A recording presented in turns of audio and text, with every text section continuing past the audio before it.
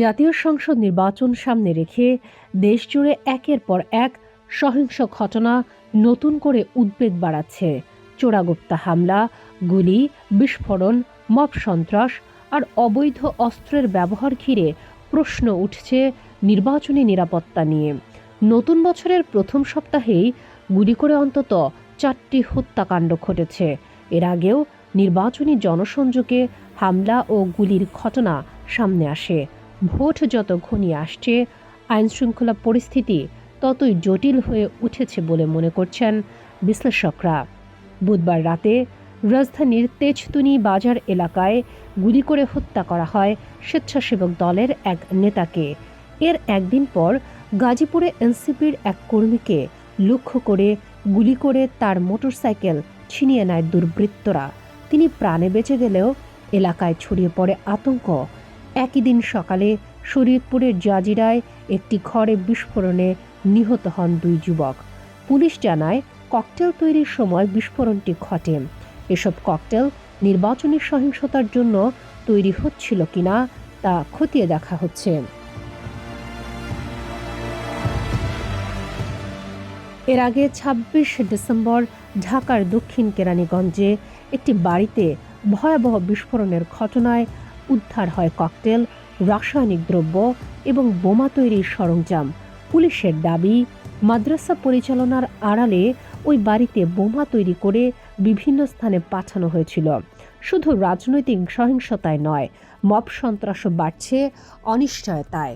বসুন্ধরা আবাসিক এলাকায় আইনজীবী নাইম কিবরিয়াকে পিটিয়ে হত্যা, শরীয়তপুর ও ময়মনসিংহে একাধিক গণপিটুনির ঘটনা মানুষের নিরাপত্তা বোধকে দুর্বল করে দিয়েছে। মানবাধিকার সংগঠন আইন ও সালিশ কেন্দ্র জানায়, গত বছরে মব সন্ত্রাসে প্রাণ গেছে 197 জনের।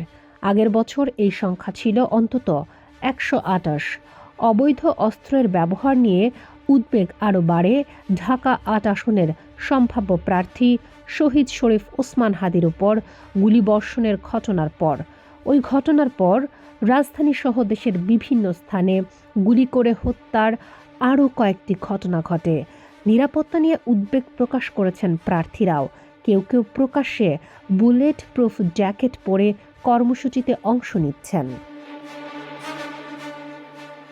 বিভিন্ন রাজনৈতিক দলের অন্তত 20 জন নেতা ইতিমধ্যে সরকারের কাছে নিরাপত্তা চেয়ে আবেদন করেছেন। নির্বাচন কমিশন জানিয়েছে, মাঠ পর্যায়ের কর্মকর্তাদের নিরাপত্তা নিয়েও উদ্বেগ রয়েছে। এই কারণে ইসির কার্যালয় ও শীর্ষ কর্মকর্তাদের নিরাপত্তা জোরদার করা হয়েছে।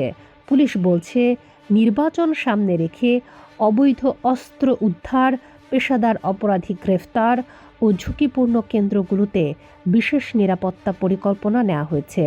প্রায় 1,87,000 পুলিশ সদস্য নির্বাচনকালীন দায়িত্বে থাকবেন। তবে এতে প্রস্তুতির পরও নির্বাচন ঘিরে সহিংসতার আশঙ্কা পুরোপুরি কাটেনি। বিশ্লেষকরা বলছেন, পরিস্থিতি এখনও নিয়ন্ত্রণে থাকলেও যে কোনো সময় অবনতি হতে পারে। ভোটের আগে এই পরিবেশ ধরে রাখাই এখন সবচেয়ে বড় চ্যালেঞ্জ। নির্বাচনী নিরাপত্তা নিয়ে উদ্বেগের এই বাস্তবতায় চোখ থাকবে মাঠ পর্যায়ের আইন শৃঙ্খলা বাহিনীর প্রস্তুতি ও কার্যকর পদক্ষেপের দিকে।